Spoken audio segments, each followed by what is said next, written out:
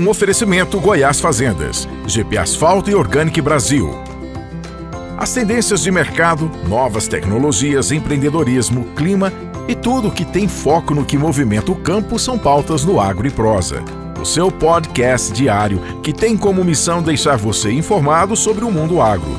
Divino Ronaldo conduz de forma descomplicada e interativa entrevistas com os maiores especialistas deste mercado. Então vem com a gente! Está começando mais um episódio do Agro e Prosa Podcast. O meu entrevistado de hoje será Ralph Meles Stika, advogado e sócio fundador do Passos e Stika Advogados Associados. E o tema do nosso bate-papo, da nossa prosa de hoje será: STF encerrou 2022 com julgamentos relevantes para a cadeia do agronegócio. Ralph Meles Stika, seja muito bem-vindo, é um prazer ter você aqui. Prazer é meu, Divino, obrigado pelo convite, é um prazer falar com a sua audiência. Me conta, primeiramente, onde é que você achou esse nome tão invocado desse jeito? Pois é, Ralph, nome alemão, pais de São Sebastião do Paraíso, interior de Minas. Meu pai viu num filme, achou interessante e acabou utilizando. O Stika também é do filme? Não, então, o Stika é italiano, né? Tudo italiano. Ah, tá.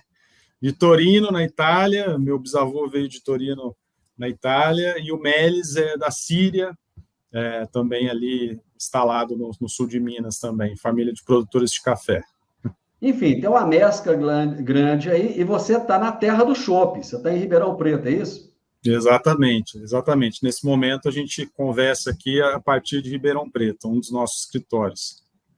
Você falou um dos nossos escritórios. Vocês têm mais escritórios no Brasil? Me fala um pouco dessa Passos Stika Advogados Associados, PSAA.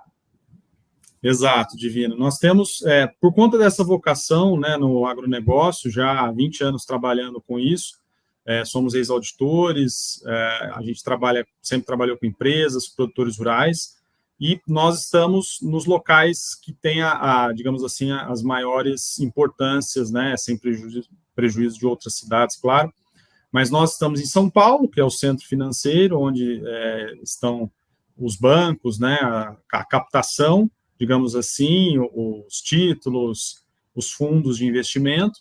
Ribeirão Preto, que é uma das capitais do agronegócio, principalmente uma força aí no setor sucroenergético, né, maior centro produtor de açúcar e etanol do mundo, e em Goiânia, que é a porta de entrada para o nosso grande centro-oeste, soja, milho e tantas outras culturas, né, mais próximo aí de você, Divino. E que tem as mulheres mais bonitas do Brasil. Você sabia disso? Essa parte fica na sua conta. Não sou eu que diz, é o título da cidade, mas... entendi. Então vamos falar de algumas ações do STF. Quando a gente fala em STF, eu chego a arrepiar, cara. Acho que todo mundo arrepia. Mas vamos falar de coisa boa do STF aqui, né, que encerrou 2022 com julgamentos relevantes para a cadeia do agronegócio. E nós vamos hoje, basicamente, falar do Fundo Rural. O que é esse bendito desse Fundo Rural que tanta gente fala dele e que causa aí tanto burburinho? Divino, todos os nossos produtores aí que nos ouvem, que nos assistem, conhecem, né, o Fundo Rural como sendo aquela contribuição para a Previdência. Então, a Previdência, todo mundo sabe, ela se desdobra principalmente aí na aposentadoria. Todo mundo, de alguma forma, busca, ainda que o INSS não pague muito bem, né, mas é uma aposentadoria. A assistência social, que são os benefícios BPC, benefício continuado, toda a parte de Bolsa Família ou Auxílio Brasil, né, como queira chamar, seguro-desemprego, auxílio afastamento de acidente de trabalho, e o SUS. Então, essa contribuição ela é feita por todos, é feita pelas empresas, é feita pelos empregados, e no setor rural ela é chamada de Fundo Rural. Com um detalhe que é importante colocar para a sua audiência, que efetivamente o Fundo de Assistência ao Trabalhador Rural que existia, que era uma previdência apartada, ele deixou de existir a partir de 91, mas o nome pegou. Então, acho que não tem problema a gente chamar de Fundo Rural, mas, tecnicamente, o Fundo Rural foi extinto em 91, é uma contribuição previdenciária do setor rural. Então, deixa eu ver se eu entendi bem a explicação que você me trouxe aqui. Ela é uma contribuição que garante um direito à aposentadoria do trabalhador rural, é isso? Exatamente, Divino. A gente também precisa, nesse ponto, só separar a parte patronal e a parte do próprio empregado. Que no caso do nosso setor, principalmente para aquele chamado segurado especial, né, que é aquele produtor que paga o fundo rural, mas que não tem empregados, essa é a previdência dele próprio. Para aquele produtor rural, pessoa física, né, eu digo pessoa física, que é aquele que tem um CPF, que não teve empresa, que não tem pessoa jurídica. Para ele, é importante destacar que o fundo rural, essa contribuição, ela é patronal, ou seja, é aquela parte que vai garantir a previdência dos seus empregados. Então, é muito comum também esses produtores rurais buscarem um recolhimento próprio, como contribuinte individual ou autônomo, né, como queira chamar, para que ele possa ter a própria previdência. Então, até um deslocamento daquela contribuição que as empresas, né, muita gente está nos ouvindo aí, tem um comércio, tem uma revenda de insumos, prestador de serviço, um consultor, normalmente o pessoal paga sobre a folha de pagamentos. No setor rural, essa contribuição é sobre a produção rural. Se o produtor rural ele não tem o CNPJ, mas ele não tem funcionário na fazenda, trabalha ele, os filhos, a esposa, é basicamente uma agricultura, toda agricultura é familiar, né? Eu não sei por que a gente tem essa mania de ficar falando da agricultura familiar como se fosse só o pequeno que é familiar, né? Você tem desde o grande até o pequeno que as famílias trabalham. Mas vamos generalizar. Trabalha basicamente a família na fazenda. Nesse caso, esse fundo rural gera a aposentadoria para esse produtor rural. Mas se ele tiver lá uma, duas, três pessoas que trabalham de carteira assinada, não é o caso, então? Isso, exato. É exatamente isso. Se é ele, a família, ele não tem empregados, ele é chamado de segurado especial, ele paga essa contribuição para si próprio, para sua própria aposentadoria e outros benefícios previdenciários. Caso ele tenha empregados, mudam algumas questões lá no E-Social, né, que é o programa que o pessoal tem que preencher, todo mundo conhece, aí você tem essa previdência sendo paga para os seus empregados, sem prejuízo daquelas retenções de fonte que a gente está acostumado também. Quem tem carteira assinada, quem trabalha, sabe que tem uma mordida também do INSS relativa à sua própria previdência. Excelente a sua colocação, Divino. Só voltando nessa mesma questão, você disse que ele seria o beneficiado. E no caso a esposa, ela é beneficiada também ou não? Nesse caso, depende de quem é cadastrado perante o INSS. Você pode incluir as pessoas que concorrem no trabalho também, tá? Porque elas não são consideradas empregadas, são mais de um beneficiário, até porque a contribuição vai incidir sobre a produção. Então, a produção ela é uma ordem de grandeza diferente ou distinta da quantidade de pessoas que trabalham. Então, você pode colocar essa previdência para o núcleo familiar. Tá. No caso do produtor rural, que tem o CNPJ, nesse caso, essa garantia do fundo rural não serve para ele, mas só para os funcionários dele, os colaboradores. Exatamente. Porque do ponto de vista mais técnico, né, sem entrar no juridiquês, esse produtor rural com pessoa jurídica, ele é um sócio da empresa, ele não é nem o trabalhador e nem diretamente o empregador. Então, esse INSS, essa contribuição que é paga pela empresa, ela é a parte patronal direcionada aos seus empregados, para auxiliar no pagamento das aposentadorias desse pessoal que está ali registrado. Hoje eu estou conversando com o Ralph Melles Estica, que é advogado e é sócio fundador do Passos Estica Advogados Associados. E ele está trazendo alguns esclarecimentos aqui para nós, colocando luz sobre um assunto que às vezes parece tão complexo, que é essa questão do fundo rural, e que teve um desdobramento do STF agora no final de 2022. E ele está explicando que desdobramento foi esse para a gente entender um pouquinho mais. O Ralph, de quem é a responsabilidade do recolhimento do fundo rural? Divino, também sem entrar muito no detalhe, só para dar um passo atrás, né? As empresas em geral, as pessoas em geral, seja o empregador doméstico, essa contribuição previdenciária, ela sempre teve uma base de cálculo folha de pagamentos. Então, muitos dos que estão nos ouvindo vão saber do que estamos falando, porque são aqueles 20% que incidem sobre a folha de pagamentos da empresa, da padaria, do supermercado, da revenda, ou até do próprio empregador doméstico, com algumas alterações recentes em termos de percentuais, mas essa é a contribuição previdenciária patronal. No nosso setor, no setor rural, houve uma substituição. Então, sempre que a audiência ouvir falar em desoneração de folha, tal governo desonerou, o último governo vai desonerar, o próximo governo vai reonerar, na verdade, foi uma alternativa encontrada pelo Congresso ou pela lei de tirar essa contribuição, que é alta, 20%, estamos dizendo que para cada real que eu pago para os meus empregados, eu tenho que pagar 20 centavos para o governo. Então, esse empregado fica caro. Deslocar essa incidência, que acaba sendo prejudicial em setores de mão de obra intensivista, que é o caso, né? Ainda que haja mecanização bastante carente de mão de obra, e deslocar para a venda, deslocar para a produção, para a receita bruta. Né? Então, esse conjunto de contribuições que continuam sendo chamadas de fundo rural. Para os produtores rurais, pessoas jurídicas, e para as agroindústrias, o que é agroindústria? Também é um conceito que precisa ser explicado para que não haja confusão. A agroindústria não é simplesmente aquela indústria que produz subprodutos agropecuários. Né? A agroindústria ela tem uma característica que é ter uma parte de produção própria rural. Mas, enfim, essas empresas elas deixam de pagar sobre a folha de pagamentos, desonerando a sua folha, podendo contratar mais, podendo investir mais em mão de obra, e passam a recolher sobre a sua receita bruta. Então, respondendo diretamente a sua pergunta, os produtores rurais, pessoas jurídicas e as agroindústrias recolhem sobre a receita bruta. O produtor rural, pessoa física, por sua vez, também, porém, a responsabilidade por reter e recolher fica para quem adquire a sua produção.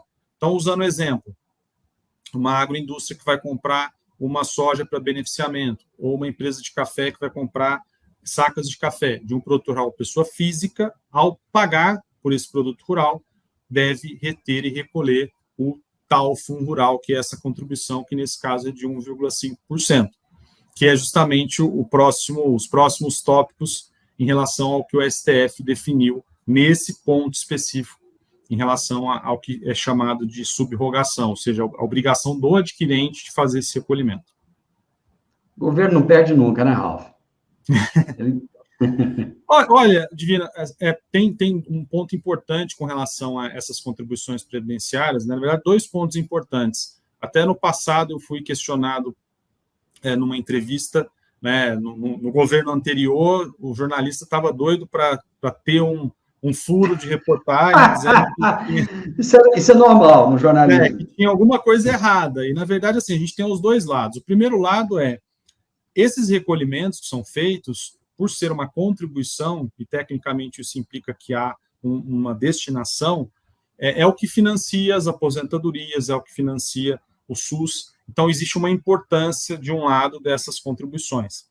Por outro lado, também, aí trabalhando como consultor, como advogado, em favor das empresas, das pessoas jurídicas do agronegócio, há uma série de alternativas legais, lícitas, válidas, para que essa contribuição seja minimizada e o impacto seja minimizado. Por exemplo, na exportação, seja produtor rural, pessoa física, seja jurídica, seja agroindústria, a exportação de produtos agropecuários faz com que essa contribuição não incida, há uma imunidade, que era justamente o objeto da discussão quando houve a reforma da Previdência no começo de 2019, ou seja, essa imunidade ia ser tirada pelo Congresso, ela foi mantida, né, e a reportagem não era Congresso mantém a imunidade dos produtores rurais, a reportagem queria que eu dissesse governo Bolsonaro tira 80 bilhões de reais do INSS.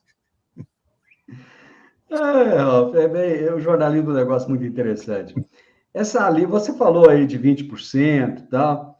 Eu gostaria que você falasse um pouquinho mais dessa alíquota e como é que o governo destina. Porque, inclusive, parece que o Senar entra aí nessa destinação. Como é que funciona isso? Perfeitamente, Divino. O que acontece, então? Vamos pensar na regra geral. Isso, com certeza, aí os seus ouvintes e os telespectadores conhecem a contribuição que vai para o INSS, Instituto Nacional do Seguro Social, em geral é sobre a folha de pagamentos, aqueles 20%. Então, para cada remuneração, cada conjunto de remuneração que eu tenho, se eu tenho um empregado, se eu tenho 10, se eu tenho 20, o tamanho da minha folha, 20% vai para esse fundo que eu vou explicar na sequência para onde vai. No caso do setor rural, e isso até já foi motivo de críticas de outros setores, depois, em 2011, no governo Dilma, alguns outros setores tiveram esse mesmo benefício de desoneração da folha para recolhimento sobre a receita bruta, mas o setor passou a ter os seguintes recolhimentos. Então, a agroindústria recolhe 2,85% da sua receita bruta, sendo que, como você bem antecipou, 2,5% vai para o INSS, 0,1% para aquele fundo, com certeza o pessoal conhece, para financiar o risco de atividade, seguro de acidente de trabalho, que são as aposentadorias especiais decorrentes de acidentes de trabalho, que é o GIL-RAT, né, grau de incidência de incidentes laborativos, e o SENAR, que é o Serviço Nacional de Aprendizagem Rural, que são contribuições para fiscais, ou seja, para grupos, né, SENAR, SESC, SESI, SEBRAE, INCRA, Salário Educação, são contribuições a terceiros, necessárias, importantes, pelas razões que já são conhecidas, e o Serviço Nacional de Aprendizagem Rural é um fundo gerenciado pela CNA para destinar justamente qualificação de mão de obra e afins. Então, é isso mesmo, é 2,85. A gente trata no total, né, justamente para ficar mais fácil para a nossa audiência. A pessoa jurídica tem uma alíquota um pouquinho menor, porque o INSS cai um pouquinho, então vai para 2,05% da receita bruta, e o produtor rural pessoa física, com a retenção, tem 1,5%, sendo 1,2% para o INSS. Então, são benefícios previdenciários destinados para esses fundos, que, por sua vez, vão ajudar a financiar o SUS, vão ajudar a financiar a Seguridade Social, a Previdência, Bolsa Família, Auxílio Brasil e todos esses fundos de assistência da população. Você falou que existe uma isenção aí no caso da exportação. Existem alguns outros casos onde haja isenção também ou não? Excelente, Divino. Sim, quando a gente fala da exportação, é uma decorrência da própria Constituição, então isso não tem governo, né? Isso está na Constituição desde 1988, e vem sendo aplicada para que o Brasil não exporte tributos. Pode ser passível de críticas, dependendo do lado ideológico, né? É sempre assim, tudo depende do lado que você está, né? Então, o agronegócio é bom, o agronegócio é ruim, o agronegócio é bom, o agronegócio é ruim. Não paga imposto. As outras atividades que exportam também não pagam. Então, isso está previsto na Constituição. Mas na lei, aí são questões mais específicas, mas algumas aquisições que são feitas estão, sim, isentas do fundo rural. Por exemplo, aquisição de bovinos para engorda, aquisição de mudas para determinadas culturas, também tem isenções, justamente para incentivar essas aquisições. Então, é uma estrutura que foi criada de legislação para o setor rural com o incentivo de efetivamente desonerar. Por quê? Porque o governo é pró-agronegócio, porque o agronegócio é fascista, golpista, todos os istas? Não, porque, na verdade, o governo não tem caixa para financiar essas atividades como tem para financiar tantas outras, né? Então, a gente não vê o BNDES, por exemplo, irrigando dinheiro à torta e à direita nas empresas de agronegócio, e a forma que se encontrou para tornar esse mercado eminentemente exportador cada vez mais forte, do ponto de vista financeiro, foi justamente evitar que exportemos tributos para outros países, né? E sejamos competitivos, até porque os outros países, inclusive, que nos atacam, que dizem que a gente queima tudo e tal, são países que subsidiam fortemente seus produtores rurais, que não têm a mesma capacidade, que não têm a mesma área, que não têm a mesma tecnologia, enfim. Então, enquanto a gente está conseguindo aqui o açúcar da cana, o etanol da cana e também do milho, a gente compete aí com o etanol de milho dos Estados Unidos altamente mais caro, e o açúcar de beterraba, enfim, muito mais cara a extração. Então, é uma briga de foice no escuro, viu, Divino? Hoje estamos falando a respeito do Fundo Rural e decisões, julgamentos relevantes do STF. Eu estou conversando com o advogado Ralph Melles Stica, e ele está explicando de uma forma didática muito legal para a gente, bem bacana mesmo. Ô, Ralph, por que o Fundo Rural, ele gera tantas discussões no setor agrícola ao longo de décadas? Talvez por essa distinção em relação ao setor em geral, ou melhor, a forma de contribuição dos produtores rurais, por conta dessa desoneração da folha, é distinta do restante, né? Então, existe essa discussão em relação à constitucionalidade, né? E entra o STF. A gente, ultimamente, só ouve STF para questões políticas, mas, na verdade, ele não deveria ser um tribunal político, ele é um tribunal constitucional, e essas questões que estamos discutindo, elas têm origem constitucional, então, por isso que caem no STF. A grande questão é que a própria Constituição Federal trata da não cumulatividade das contribuições sociais e trata também, que mais aplicável ao PIS, PASEP e a COFINS, mas trata também na medida do possível, a lei vai distinguir os setores específicos, o setor exportador. Então, traz muita discussão, porque, talvez um pouco de falta de compreensão em relação à necessidade de se fazer uma desoneração da folha de pagamentos, que é uma mão de obra intensiva, né? Vamos pensar nos safristas, vamos pensar como que era cana-de-açúcar no passado, a parte, os exageros, né, de mão de obra escrava ou de outras questões, mas, enfim, toda a parte agrícola emprega muito, né? Então, tem até uma reportagem recente do professor Roberto Rodrigues, né, ex-ministro da Agricultura, que fala justamente isso, né, que nas cidades que dependem do agro, o agro é aceito por mais de 80%, naquelas que estão mais distantes, essa taxa cai, justamente por isso. Quem conhece o agro, quem trabalha com o agronegócio, que é uma cadeia mais extensa, né, até também citando o professor Marcos Favaneves, que foi um professor na USP, que ele fala, o agro não é só a familiar, o agro não é só o arroz do MST, o agro não é só MAGE, o agro é setor têxtil, exportação, infraestrutura, financiamento, tecnologia, revenda, insumos. Então, tem um pouco, acho que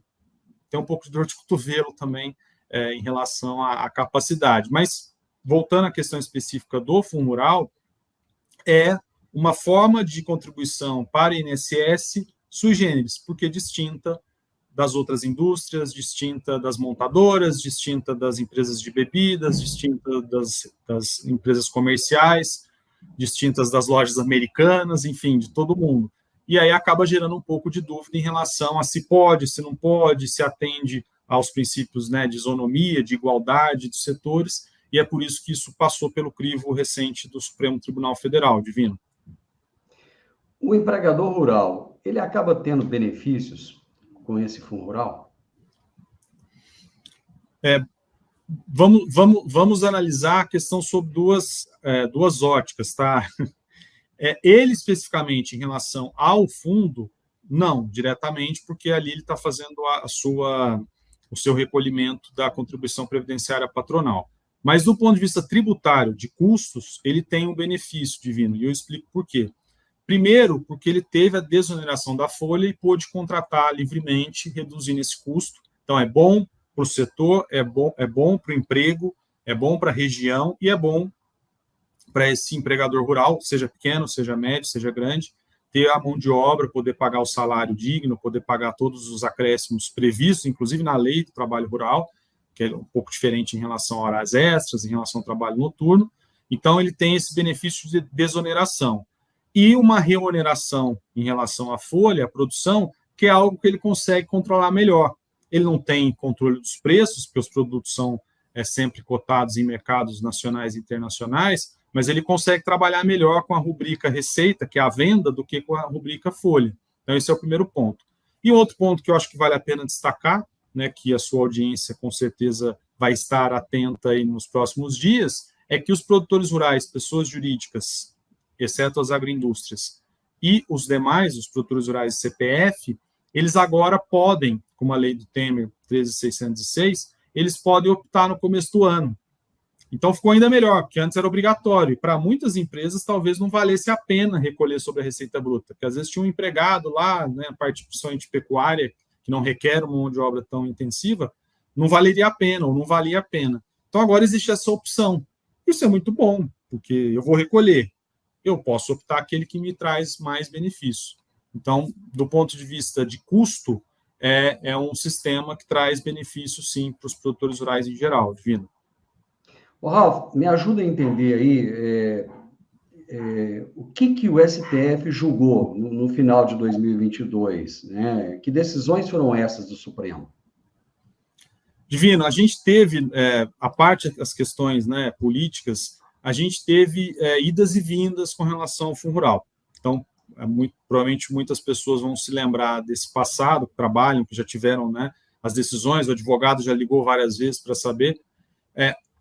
Teve fase em que essa forma de contribuição foi tida como inconstitucional, e aí muitas empresas conseguiram liminares, conseguiram deixar de recolher, algumas depositaram. Aí, em 2017, né, até com o voto do ministro Alexandre de Moraes, estamos falando de Fundo Rural, ok? Sim. Com o voto, para que fique claro, né, para que a gente não caia aqui.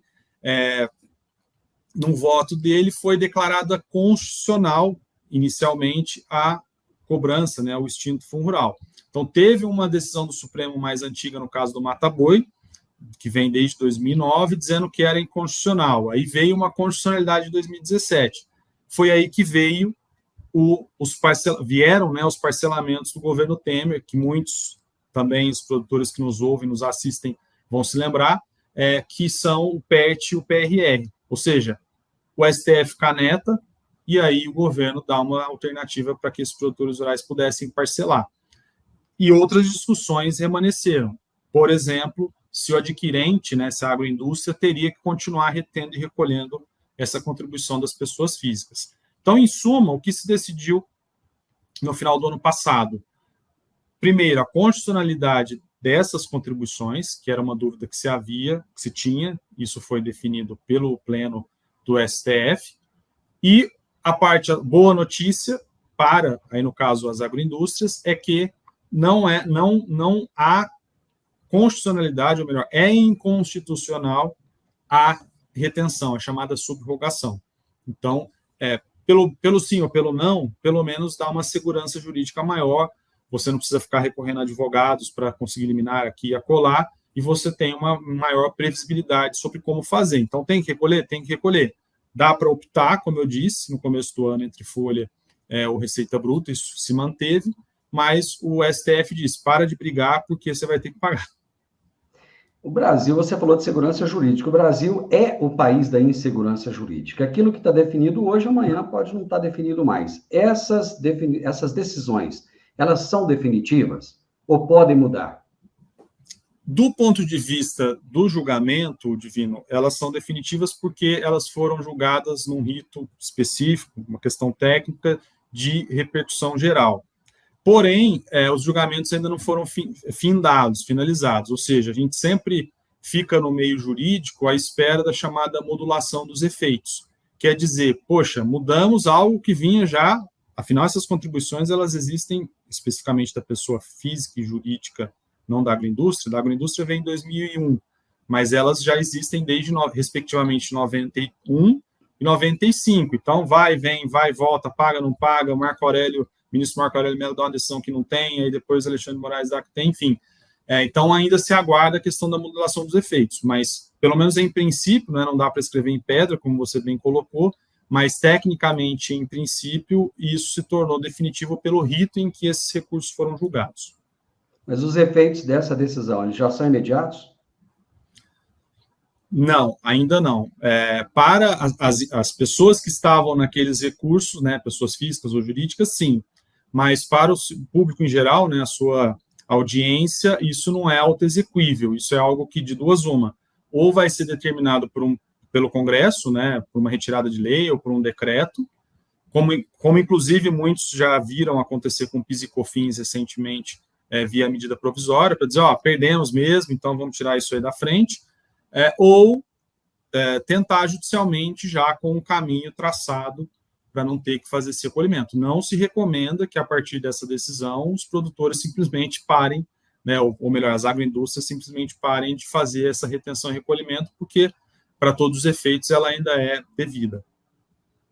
Ralf, você me ajudou muito. E se você me ajudou, com certeza você ajudou minha audiência também a entender um pouco mais desse assunto, esclareceu bastante. Eu te agradeço muito e volte mais vezes para nós falarmos de assuntos que, pelo menos, alegrem o produtor, né? O produtor está precisando se alegrar um pouco mais. Obrigado, viu? Divino, eu que agradeço. Muito obrigado mais uma vez pelo convite. É uma honra e um prazer. Espero voltar assim para a gente falar de outros assuntos, quem sabe com boas notícias aí para o nosso setor. Abraço. Gente, eu conversei com o Ralf Melles Stica, advogado e sócio fundador do Passos e Stica Advogados Associados. E ele falou a respeito de decisões, né, que o STF tomou, os julgamentos relevantes para a cadeia do agronegócio, em especial o Fundo Rural. Você gostou desse vídeo? Se gostou, deixe o seu like, compartilhe. Volto a repetir, conhecimento só tem valor quando é compartilhado. De repente, alguém tem uma dúvida nessa área e esse vídeo pode ajudar bastante, tá bom? Se inscreva nesse canal para que eu possa continuar trazendo vídeos diariamente para você. Grande abraço e até a nossa próxima prosa. Até mais. Tchau, tchau.